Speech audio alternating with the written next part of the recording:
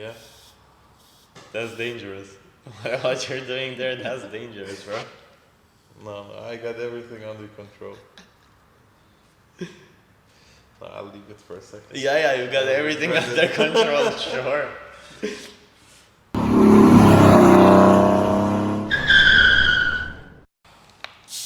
Oh, okay, so while I'm trying to open my Cola Zero that my brother dropped carefully, I want to welcome everyone to the third episode of our Ignition Insights podcast. This time, my guest is Flo again. You might remember him from last time. If you haven't seen the video from our first episode, I'll link it up right here. And while we're at it, I'm going to link up everything in the description, which means my Instagram, his Instagram, and you're going to see in a second there's going to be another account, which we're going to explain you shortly, because we are in Bucharest right now, which is crazy. I was gonna swear. I have to get my head into not swearing. As you know, Flo lived a long time in Vienna. We promised so many times to travel and go visit him, and finally it happened. And it just seemed fitting to do a podcast episode in English again in his showroom, because we've been telling you all about it last time around when he came to Vienna. Now we saw it live, so it actually exists. We can safely say, and it's way above our expectations. It's absolutely surreal. Thank you.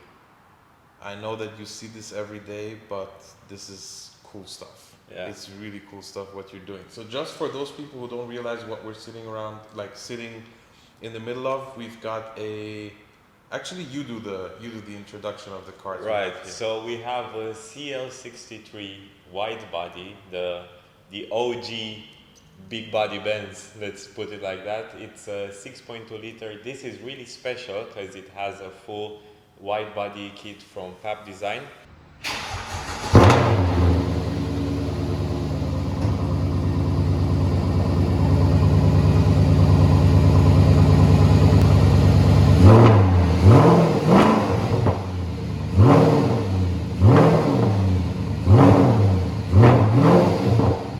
I think for sure it's the only one in Romania, and I think it's one of the last few that exists in Europe. In the back of us we have an 812 GTS. In the back of Ramtin there's a 2022 4 Series, and right over there's the new 2025 M4 LCE X-Drive, basically. Right. So if you remember last time, and if you watched the episode, the first episode, you'll see that we had my E36 in the background and his 4 Series. He still has that one, and the M4 is the newest addition to the FGC family, which is, again, very surreal, because it's his first proper M car, and he was lucky enough to have been able to get the allocation of the facelift very, very early on. I think you mentioned it was the first one in the country. In Romania, the yes. first and facelift. It was one of the first delivered to Europe.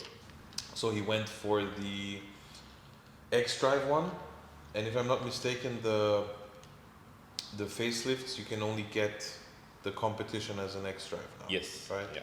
And it has 530 horsepower instead of 510. Compared to 510, yeah. There's one member of the family that is dearly missed today.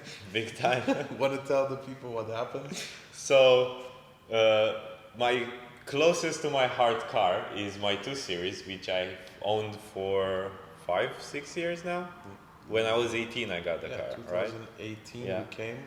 Right, and we're sitting in the original seats of that these car. are the original seats for the car, which were reupholstered. Yeah. We put them back in the car. Then after a while, we bought Recaros, reupholstered those. Yeah. And unfortunately, I took it out a couple of days ago to drive it around, and the car decided not to work anymore. That's very nice of you to say. Yeah. That's a nice way to phrase it. The car shot itself. Pretty much. Yeah. The cylinder went bye-bye. Yeah. Right, so now it's at the mechanic shop. We don't know what's wrong with it. We'll figure it out, because at the time we're filming, it's late August basically, and everyone's on vacation. So that car will be gone for a while. Yeah. I think that car sat in the mechanic shop more than it sat in the showroom, or I've driven it ever since I got it. Yeah. For different reasons. Let's put it like that. We're not gonna get into those. Yeah. Yeah. Generally, the last couple of days were kind of exciting in terms of what happened in the car world. I think that from last time where we filmed the first episode, we were both kind of, let's say, pessimistic about our view towards the future of the car world. Back then, we were all still thinking that the politics are going to push everything towards going fully electric soon. We're going to get less, and like downsizing is going to be accelerated to the extreme. And very fortunately, in the last half year, in the last year, we've seen a trend that is slowly reversing the cycle towards people giving naturally aspirated engines a chance. Although the car we're going to talk about shortly has done the opposite, but there's a lot of new interesting NA engines, and then a lot of car manufacturers went back to their old selves, or at least announced that they're going to, so that the internal combustion engine can get some kind of a revival, pretty much. And that's really exciting. I hope that this trend continues. I hope that internal combustion engines will get a new chance. Just a couple of days ago, I just saw a new concept of like, it's funny enough because not only are they going back to internal combustion engines, they're going back to V12s. Right. They're going back to the dinosaurs that we thought were Extinct. dead or are going to be extinct.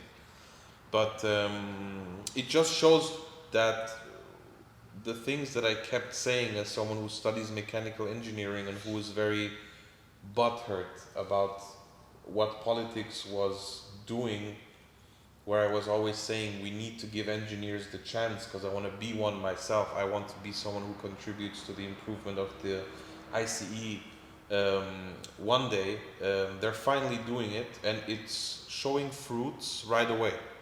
So right away it shows that if you give engineers the chance, they will improve the engines, they will improve efficiency. We can like the new Lambo we're going to talk about in a minute, apparently is 50% more efficient than the V10s were in the Huracan. Apparently, in terms of CO2, which is a very bold statement if it's really true, and you know it's the VW group, so you never know. You never know, but it's a prospective change in the car world, with, in my opinion, Toyota being the first one setting the first stone, saying we're never going to go full EV, which was important. And then lots of other car manufacturers noticing that they either jumped on the EV wagon too late and they're going to have big losses, and as long as they still have power over the automotive economy, they can just back off of the deal and just say no. It's Mercedes, for example, because they still got a word or two to say in the car world. They say, okay, you know what, like electrics, the R&D phase cost us so much money and it's not working out the way we expected it to. And then basically EVs turning out to be way more expensive for the average consumer than people thought. Of course. Not just in terms of the costs that you have to actively spend to actually acquire the vehicle itself, but the value loss and then keep in mind when it goes bad. For example, if your batteries are dead, that's half of the car right there. You have to spend, I know for a fact, for Teslas, if you have to replace your batteries, it's at least 20,000. And considering the fact that you get the car for, Tesla prices are really interesting. It's such an atypical market because sometimes it's really high. For example, my Tesla was 75,000. I have the Model Y Performance, right? And a couple of months after I purchased it, the price dropped to 60. Now it's at like 55 or something like that. Yeah. Really? Yes, it's crazy. And then the fluctuations are so big. So now, for example, you can get a base Model 3 for around 40,000. Let's put it like that. In 5 years, your battery is going to fail at some point. You can feel it on our car as well. Like the battery isn't as, let's say, active as it used to be from Okay. new. How many kilometers has the car The car has around 40,000 kilometers. already? But Okay. it's not about the kilometers per se, it's about time.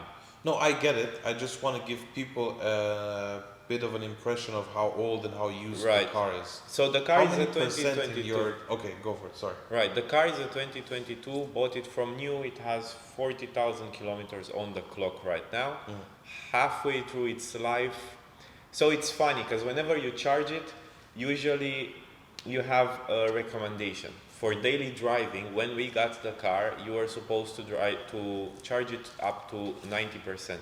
Now it decreased to 80. I have friends who have it at 70. So The car tells you that the the car optimal tells way you. of charging it Exactly. is X Right. amount of percent. And it's like every other battery powered thing there is, batteries do go bad at some point. And I have friends who have had the car for longer than I have, and they say that they can't even drive it at this point because the battery is leaking energy, let's put it like that. And if you would have to replace it, you would have to like buy a new battery, which is half the cost of the car.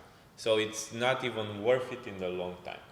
Sure, let's think about the first generation's Teslas, which had like free charging, big ass warranty, and so on and so on. Right, but that was just a marketing scheme for them to push the car out to the public. Now that everybody got the car and got the feel for what EVs do stand for, you start to realize that honestly, it's not as good as and as well thought after as it should be. The concept is not fully It's not fully worked developed. out yet, not developed. And then we have to consider, right, electric cars are so big and so marketed as being very eco-friendly. Yeah. They're not at all. No. Building the battery itself, discarding the battery after it's been through its paces, it pollutes more than just a normal car. Let's say the first steps that you need to take to actually be able to have a battery in your hand, a fully working battery, is just the logistics chains to getting the battery to the factory and the cars from the factory to elsewhere. They're already, over how do you say, overstep the amount of CO2. Yeah, I just like, there's many people that swear by it. The way that you have witnesses that say one thing, I have a lot of people who tend to like electric cars, so they kind of, they want to polish the image up in a way and just gatekeep a bit the information how it actually is. I have people who tell me that their Kodiaq Enyaq IV, they've been driving for 2 years, has 50,000 kilometers on the clock, and they say that it barely lost any kind of energy. Sure. But then that doesn't make sense, because as you said, batteries are batteries. They're just what they are. And just however good your iPhone is going to be, however good your toy car is going to be, or your EV, it's going to leak power after some point. Sure. And you can brag about it being maintenance free as long as the warranty is still intact, but after that, I think that it's way more unattractive to have an EV, especially because there's no way you can work on it yourself if anything goes bad. Not at all. So, and here, for example, you don't even have a service. In Romania? No. If you have a warranty claim, they take your car, ship it to Germany, they fix it, and then it's back. So you're just talking about Tesla? Yes. Okay. At the moment, just Tesla, right? Yeah. So you're gonna be out of a car for at least 2 weeks, and if we consider, okay, maybe that's not an issue for you, but like, if you talk to people who own EV cars, the main thing that they're really proud about is that they don't pay for driving it. Yeah. Which is not correct at all. Absolutely. Because good point.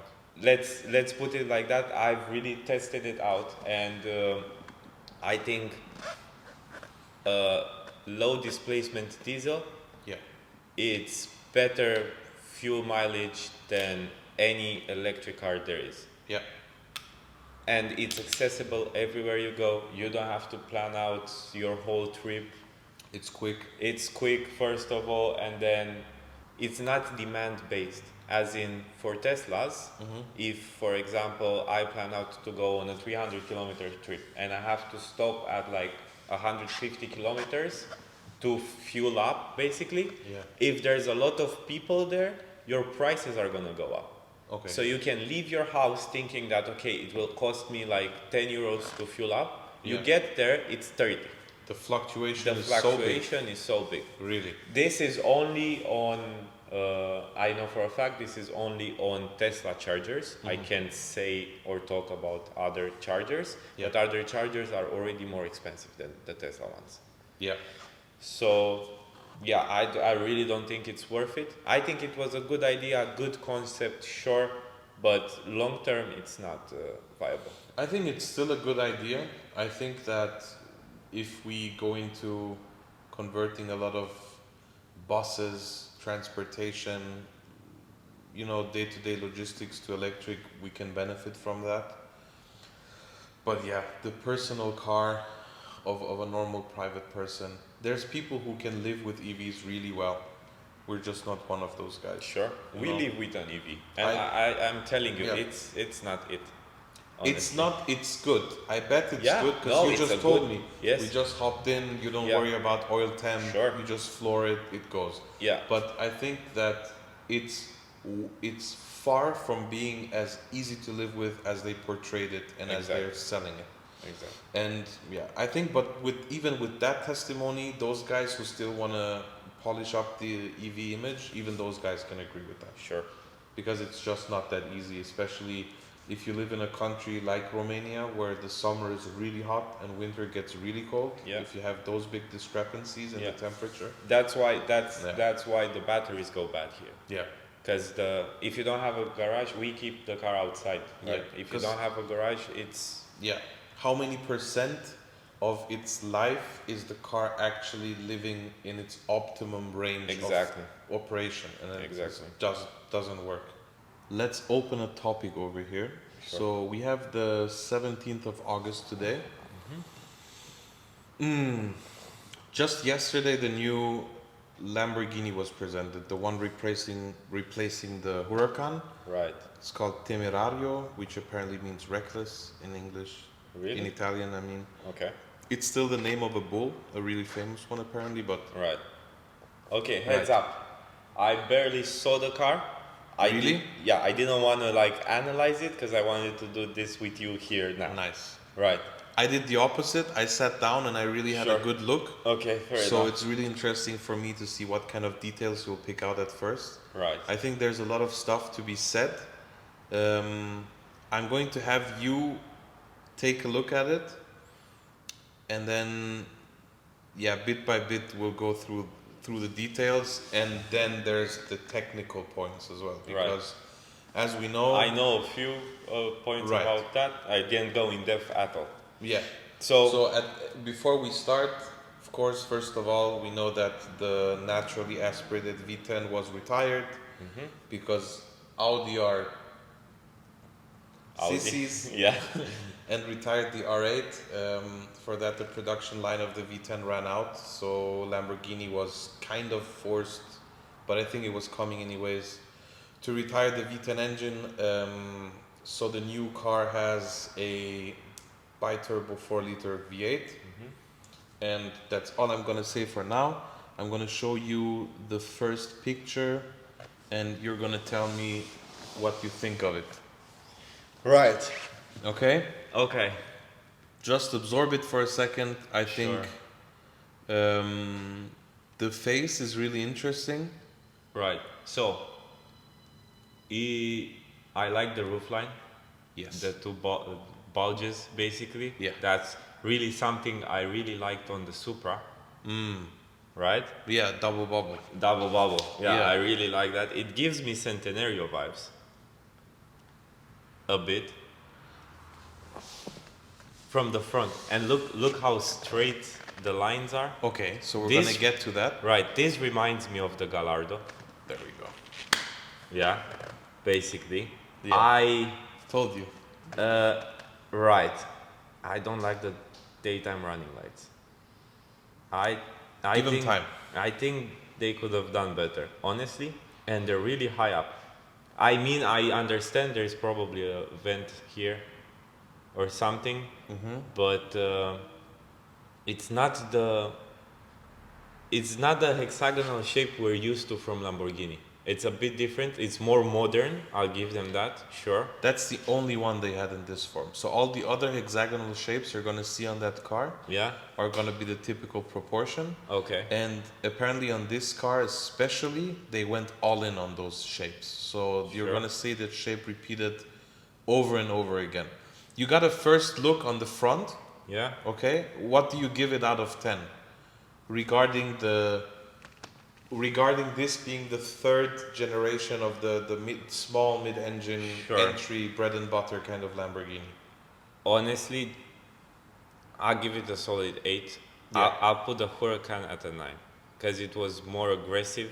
Okay. You know, so yeah, that's the issue. I usually don't like to rate cars unless I see them in real life. Yeah.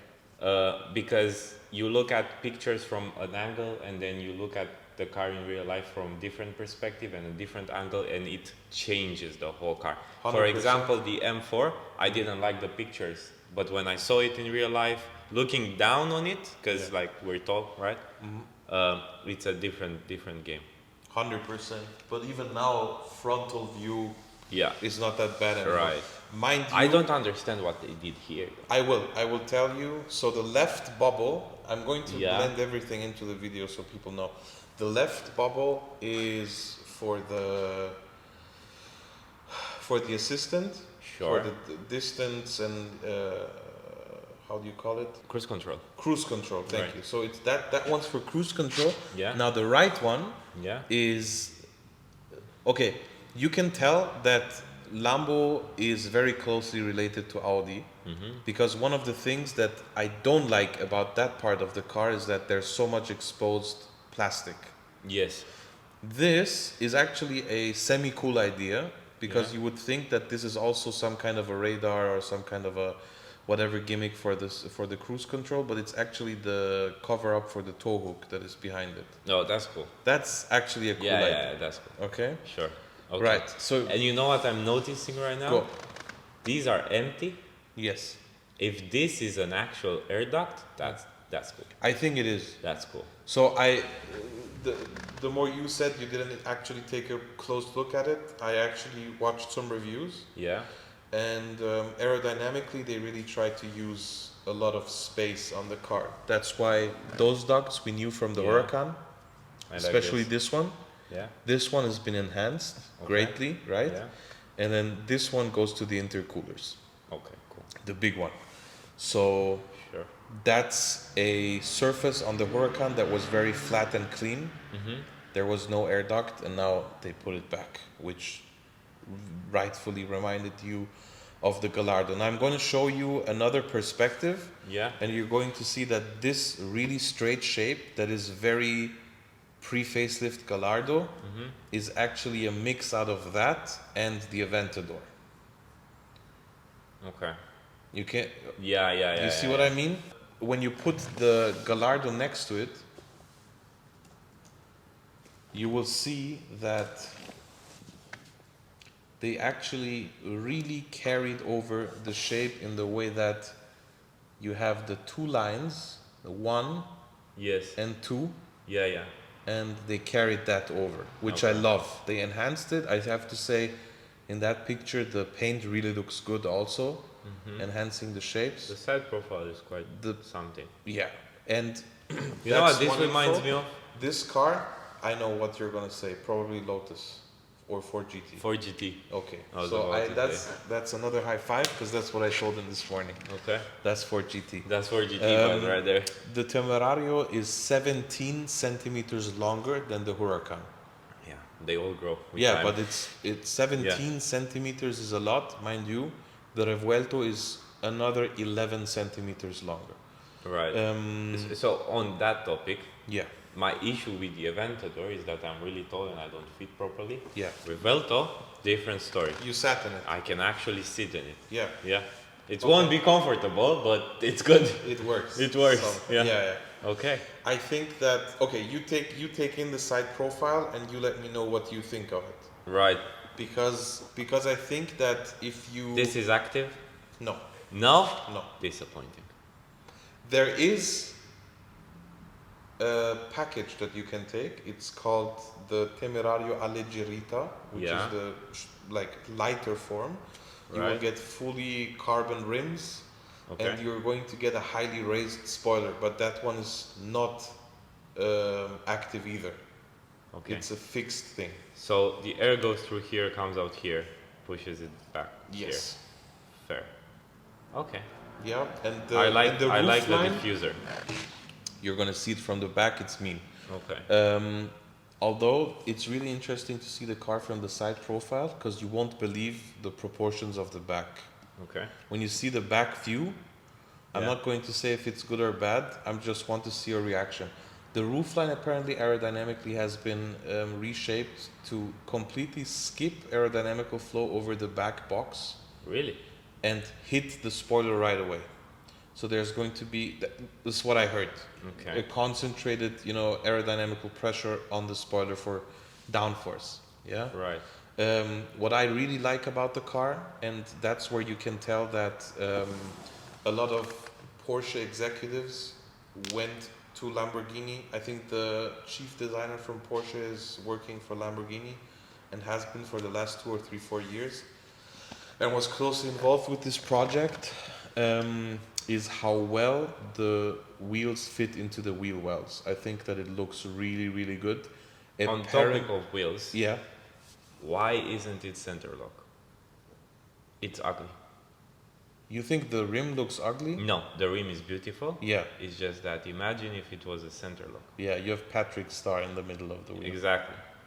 Yeah, I think that center lock is a cost thing. Could be. It's a Sure. cost and it's 100% a safety thing. Sure. And not safety, but like European norm thing. I bet that once the Performante version of this comes out, you'll get center lock wheels. I really want to see your reaction Okay. to the back of the car. Okay, you just take a look and we go from there. Okay. Well, I can already tell he's scratching his head. sure.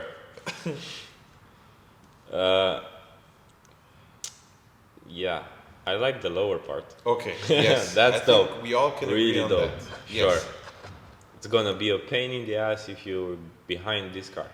What I said yesterday, Yeah, yes. I big think time. when there's like car meets and you drive in the twisties, people are gonna hate driving behind that car. Yeah, Yeah. it's a stone chip machine. I really like the diffuser. It's been built to further enhance ground effect. Sure. Okay. They should have put 2 more fins here. Yes, but no. Again, this is where what I thought as well at first, but then once I read into it, Porsche. So when you have the GT3 RS, the new one, and you put it on a lift, Yeah. and you can see under it, you're Yeah. going to see a lot of fins redirecting the air. These 2 big fins, apparently, if I understood correctly, they have the same kind of function in the way that they're trying to have all the air come out to the left and the right of those fins to have like a vacuum suck tunnel in the middle Okay. that is as big as possible so that there's this ground effect kind of thing. Again, what I don't like, and you can This see is kind Audi. of stupid. What exactly are you talking about? The sensor here. Yeah. It's further back than you think though. Okay. So there's a winglet and Yeah. then the sensor is mounted at the end of it. Okay. It's not the most elegant solution, but I think that It looks out of place. yeah. It really does. And Yeah. I think if You think If it will you- show so much? sorry, I don't think it will show so much because there's Sure. a lot going on the car. but I just because the wheel is so open.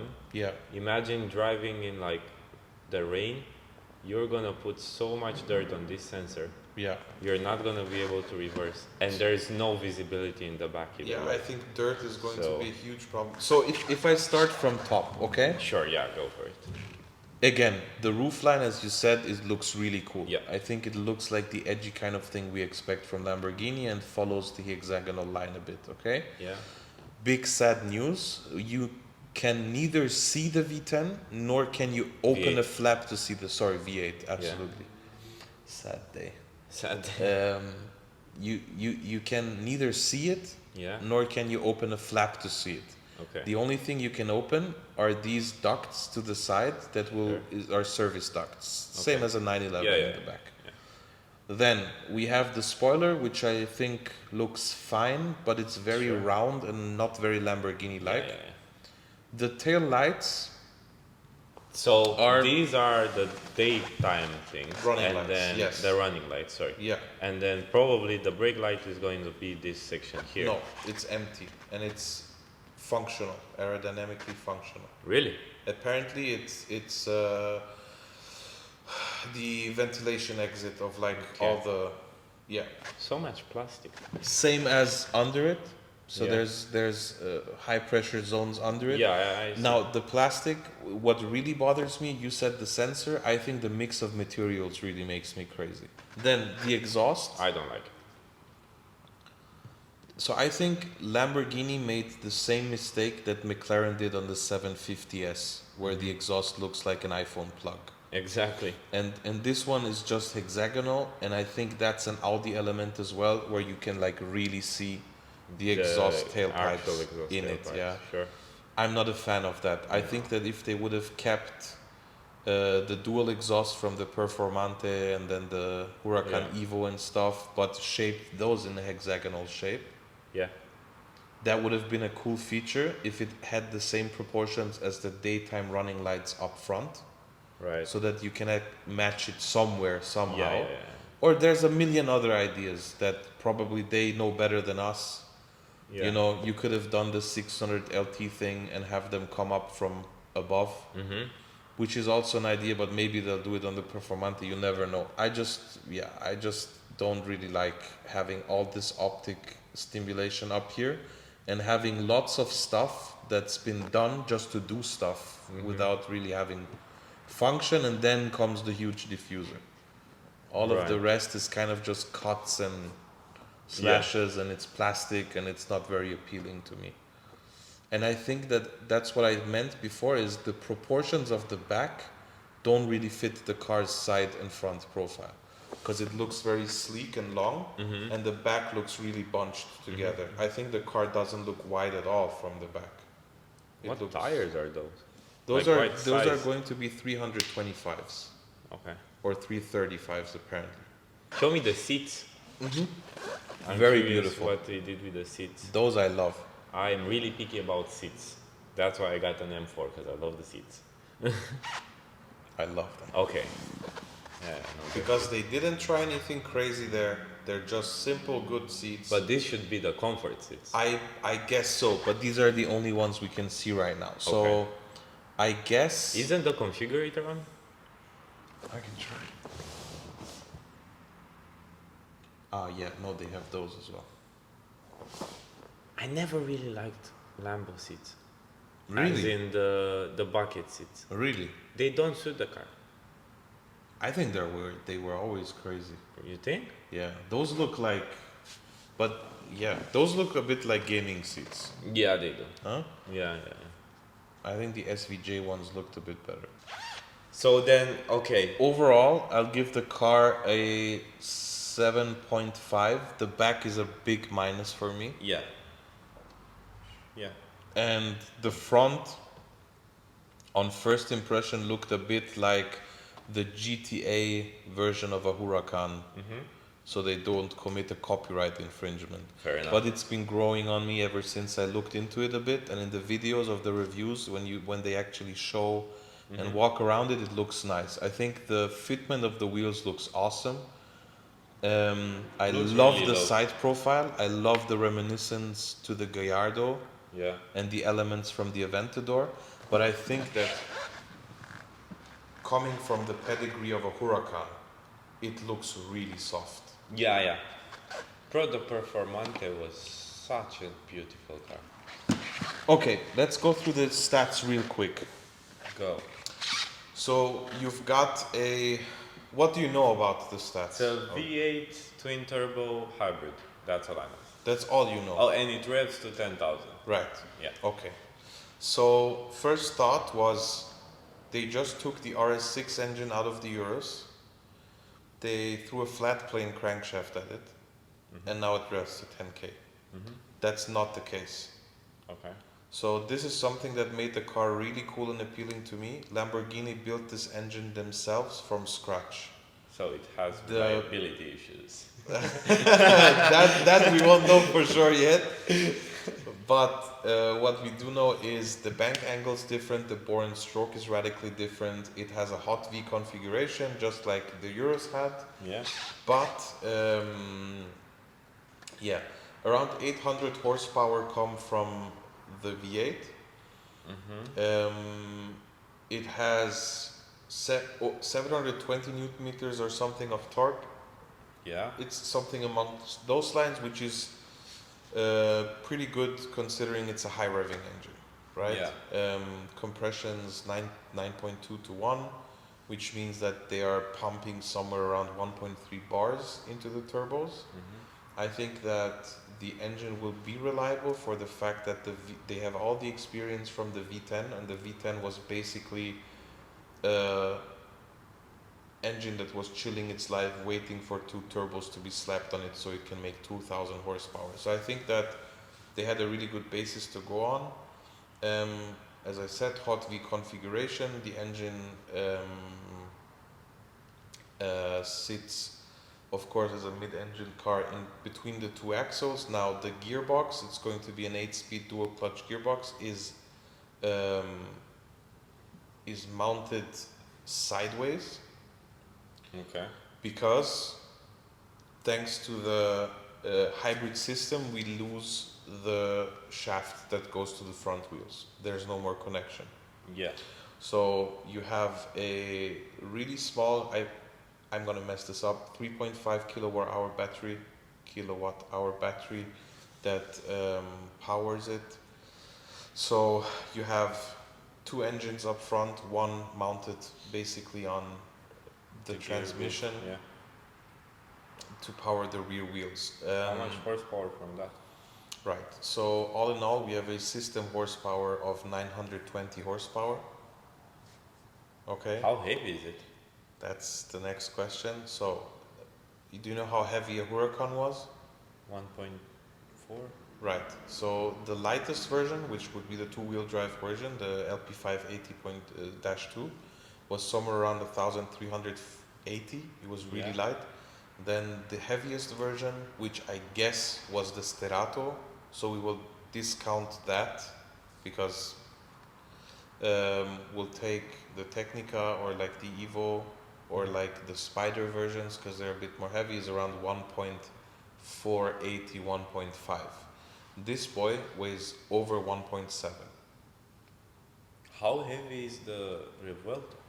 The Revuelto is 1.8 and a bit more. Okay, I can look it up. So you're going. And Revuelto It's is like really what, interesting. 1,000? It's really interesting, and it's really not because we're friends. There's a reason why we get along so good. But you're just going the same route that I went through today in the morning, exactly in the same order. So the Revuelto. 1.8 tons. Okay, the Aventador wasn't a light thing either back Right. then. No. But hear me out. So they both weigh kind of the same. They both make kind of the same power. One of them is way less. How much did the Huracan cost? The Huracan? First one, LP610-4, pre-faced. 190. How much? I can't remember. Okay. 190? Yeah, Yeah. almost double that. So this is going to cost around 290, 300,000 without options, nothing, naked, bare bone. Sure. But the Temerarious. Revuelto's 400. Okay, weird, right? Okay, now we have 920 horsepower, we have a McLaren Artura, we have a 296 GTB to beat, right? You've got all-wheel drive, those guys don't. So Yeah. then you do 0 to 60. Okay, we'll give it to you. Essentially, the car is rear-wheel driven now. You've got Yeah. the electric help that helps Sure. up front, but essentially it's rear-wheel driven, but still, you're Lambo. So that's the only thing you've always tried to excel at. Okay, 0 to 100, 2.7. It's good, but to Not be bad. honest, there's nothing more irrelevant to me than 0 to 100 times. Yeah. And it's Italian stats, so you also never know, right? Yeah. And then there's the 0 to 200 times, Yeah. which bothers me a bit more. So that time is 7.3. It's not slow by any standard, Yeah. for God's sake, but it has 120 horsepower more than this thing, Yeah. weighs less than this thing, Yeah. and is just a bit faster, just a tiny bit. And my Something problem wrong. is, you know how Car Wow videos showed that 296 is faster than the SF90? Yeah. So 0 to 100, forget that. 100 to 200, the SF90 did 4.2 or Yeah. something amongst those lines. If you subtract 7.3 by 2.7, you're going to see that it has almost the same power as an SF90, but is slower than the 296 GTB. Wow. Okay, but it has a 90 horsepower more than the GTB. Right? Because how much? It Yeah. has 831 or Yeah. something. Yeah. Yeah. This has 920. And the 296 GTB is considerably lighter. How They did they managed. manage to make slower cars? And it's only rear-wheel driven, the 296. Yes. Pure rear-wheel drive, nothing else. Such a good car. Right. Such a good Because car. by the way, he got invited by Ferrari to drive it on the track in Sevilla or where? In Sevilla and in Monte Blanco. Right. So he was able to actually push it to its limits with an instructor, Yeah. and he was in awe. They It told was me in I awe. was too fast for the track, basically. Yeah. But an amazing car. Thing is unreal. It goes like Yeah. a go-kart. Amazing car. And it does not cost 300k. No. Well, you can yeah. make it cost 300k, but so I also drove it here on a racetrack in Romania. I don't know if I mentioned that because it wasn't that interesting. Okay. It was like a really small racetrack. but and that you was the first racetrack you drove it at, right? No, the third one. Oh, then I don't know. Yeah, yeah. You didn't mention. And yeah, man, the car is so good. So good. Yeah. I think it's a The bit engine is Bro, amazing. apparently. amazing. And it's half Yeah, of this, yeah, even yeah. smaller. Bro, and it sounds good. Yeah. It's a good car. Yeah, they call it baby V12 because it sounds Yeah. like a V12 kind Yeah, of yeah. a rough V12. Yeah. Yeah, I don't know what they did. I'm a fan of the flat plane V8. The sound bites that they've given us from how it will sound looks really good. It sounds super powerful. It sounds very Lamborghini-like. Yeah. The way it revs to 10,000 is appealing. I think the car looks okay. I think it looks good. I think it's not a disgrace of a car that follows the Huracan. I just think that the performance stats are, and considering the fact that Lamborghini overinflated their stats on the Revuelto, now they're required to sell more of these than the Revuelto to stay above water. Yeah. So I think that the chance that they've overinflated these stats is pretty realistic too. And if they've really overinflated them, they've essentially created a fat successor of the Huracan that is not as fast as the competition is that already have their cars in sale since 2 years. And that's a I big think problem. Lambo's going through an identity crisis for some time now. Yeah. Because if you consider the Murcielago Gallardo generations, right? Peak- Those cars peak wanted Lambo. to kill you. Mm. Like you would get a Lambo only if you were good at driving. The Yeah. Murcielago was basically you got in and you never knew if you got out, right? And then they came out with the Huracan and the Aventador, and sure, the Aventador was like a More raw. more Still raw, still like it Yeah. had such an identity and everything. Yeah. The Huracan was made for the day to day. I want to show off that I have like a Lambo. YouTuber, amazing car. TikToker, YouTuber kind Sure, of audience. amazing car, really reliable. But now they just make them fat and ugly. Yeah. Basically, and they're really expensive. They're gonna sell because if you slap a Lambo badge on anything, it will sell. Yeah. No that's doubts true. about it. Yeah. But when did they lose they lost their essence, Yeah. they lost performance, and honestly, doesn't really look that good anymore. I really like the Revelto, looks aggressive, sure, really nice looking car. But then looking like that and performing like that is really something wrong.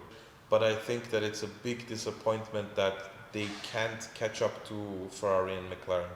Big In time. a time where I think that Ferrari is kind of struggling as well. I wouldn't say so. You don't think so? No. They're selling like crazy, bro. No, not in terms of sales. I think in terms of, again, I said this last time, I've done this for so long with cars and you have too, but when a car comes out, I have a feeling about it. Yeah.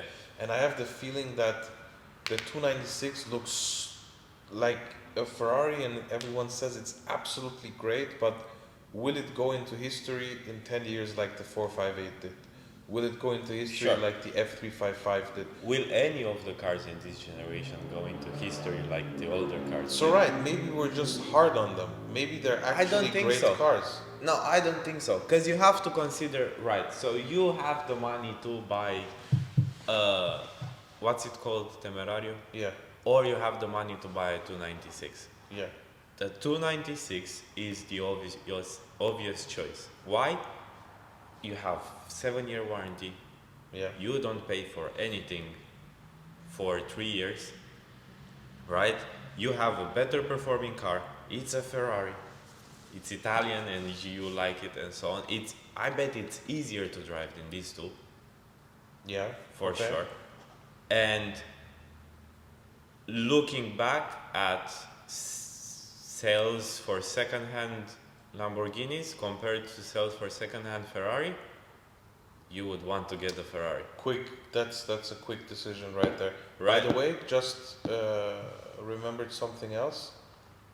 No mention of rear wheel steering too. So in terms of technology of the hybrid drivetrain, there's nothing special at all. Right. At all. It has like a 8-kilometer range of electricity, which no one really is really cares. going to care Yeah. about. But there's nothing groundbreaking about that. And for the fact that this car is going to we're going to have that cars, develop and go through many phases, and where it starts off at, and we know it's going to accompany us for the next 7 years, I think that it's, in terms of technically, a bit of a weak start. It's not weak, it's unfair for me to say. They built a new engine and it's going to be incredible, but I think from the feeling that I get from this car, it's like you passed the test, but Yeah. not more than that. Yeah. It's like, good job. Cool. You got an A, not an A+. Yeah, but I don't see myself running to the Lambo showroom and going, take my Yeah. money. Sure. I'm going to wait, test drive one, See if I like if it it. really is that cool, then we can think about it, talk Yeah. about it. But yeah, I don't see me running to the showroom. The Revuelto, yes. When it was announced, it came out, it was sold out instantly. I Yeah. get it, because everyone wanted one. I mean, it's Sure. a V12, but let's see what this brings. Let's Yeah. see what it brings, yeah. And I have to say that it's coming from a guy who learned to appreciate Ferraris. I was never a Ferrari guy. Yeah, I know. I was always a remember. Lambo guy. Yeah. And it's disappointing me. Yeah. Honestly. Yeah, because Yeah. your dad had the Murcielago back Yes. then, and then pretty recently he had the Urus, Mm-hmm. and he sold the Urus pretty quickly. Yeah. It was very convenient, it was good, but it was not the super excitement that Yeah. Yeah, of course. like the brand Lamborghini sells.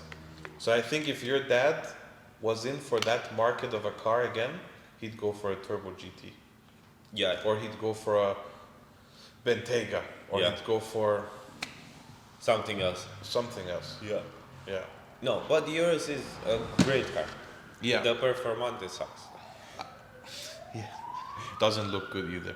It's not that it's undrivable because Yeah. it's not air suspension anymore. Ah, It's really? springs, Okay, so yeah. it's so stiff. Yeah, yeah. Yeah. I want to quickly show you three other cars that came out really quickly. Go. Just to get your thought. The first one is the Maserati MC20. Yes. So yesterday announced, this one does have center locks. Yeah.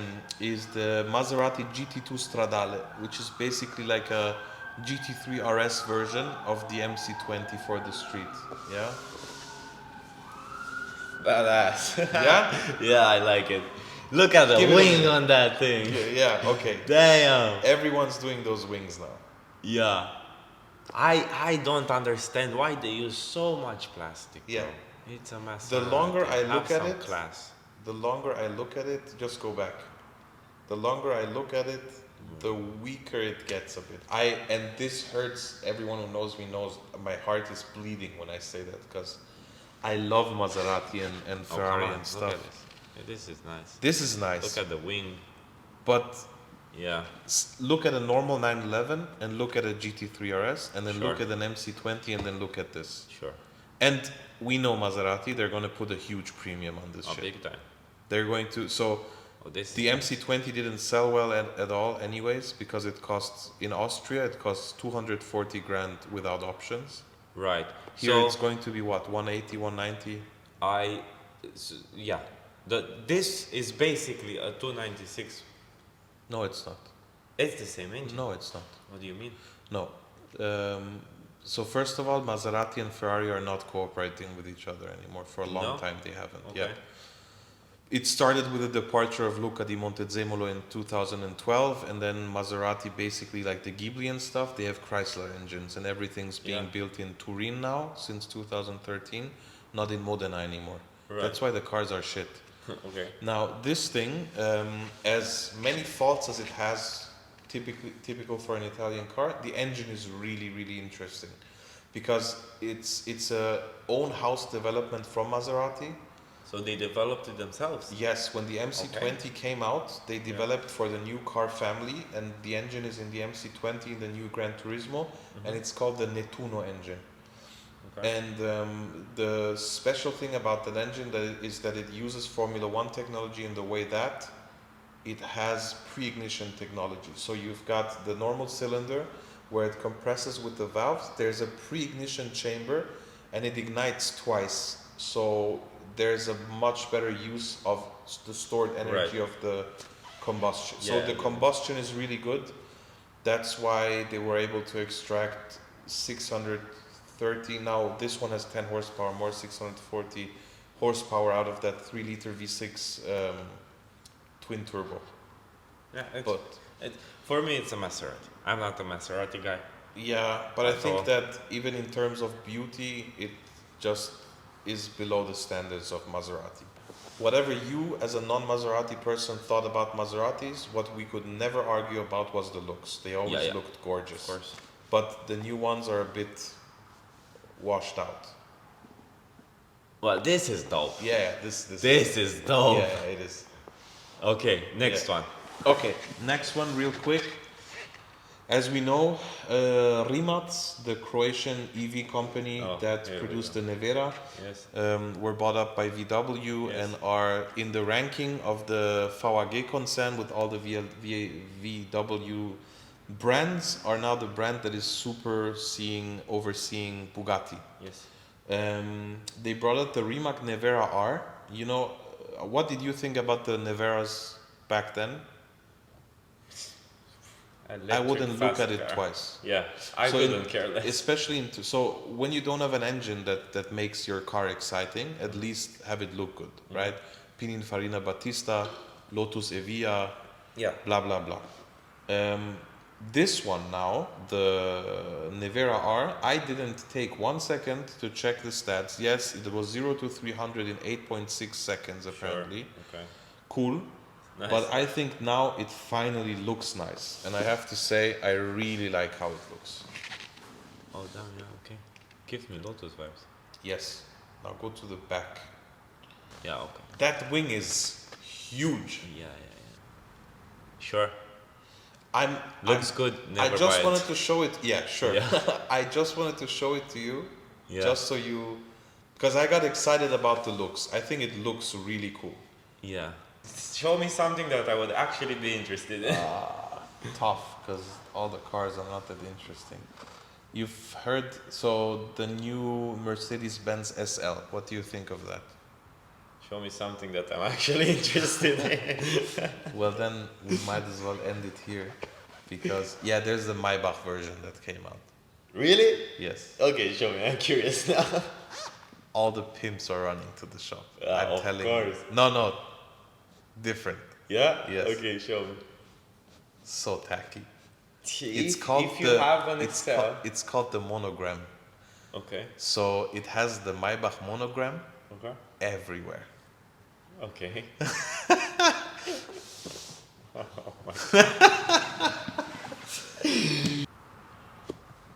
No way. Bro, yeah. Get this and then full Louis V outfit. Yes. You'll match. You're good. You're good. Gypsy You'll level get 3000? all. Yeah. Oh, the rims. Yeesh. That's horrible. Yeah, that's bad. It costs a lot, probably. I bet. Why? And What was the point of it? All right, we have to go because we have a restaurant reservation. Yes, sir. Flo, Yes, sir. thanks so much for having us in your showroom. Thank you It for was being here. amazing because we've talked about this so much, and I've. If you follow his Instagram, you'll see all the absolutely awesome content. Because my boy got reposted by BMW M official Yes, account. sir. That's how good his content is, and yeah, just check it out. Anyways, I was gonna say I'm so happy to be here because I've been checking out his content ever since. And I always wanted to come to his showroom because you can only see so much in the videos, but when you actually show up. So if you're ever in Bucharest, which by the way is a city that is flying under the radar in terms of the car scene, because it's absolutely remarkable what kind of cars are driving by on a daily basis just like that. Just come by. You can shoot him a DM. You can come by, check out his showroom. He'll show you what kind of things he does to the cars. I'm gonna come back definitely for We'll wait for you. hopefully episode 3 that we do together. Yes. Other than that, I'd really be happy if you leave me a like, if you subscribe and activate the bell. Write me in the comments which car from this collection you find the coolest. For me, as a diehard Ferrari fan, it's got to be the Ferrari, although I have to say that in terms of what the car was and is now, I think that the 4 Series is something that is worth checking out for people who have 4 Series and are not satisfied with how it looks, the stance, and so on and so forth, because there's really cool tweaks that you can do that don't cost the world, that will change the appearance of the car night and day. And it will actually make a car that won't have to hide itself anymore. Because I never thought that a bone, it's not bone stock anymore, but like a normal 4 Series would look so good next to an M4, and you made it happen. So yeah, have a good one guys, and see you next episode. Ciao.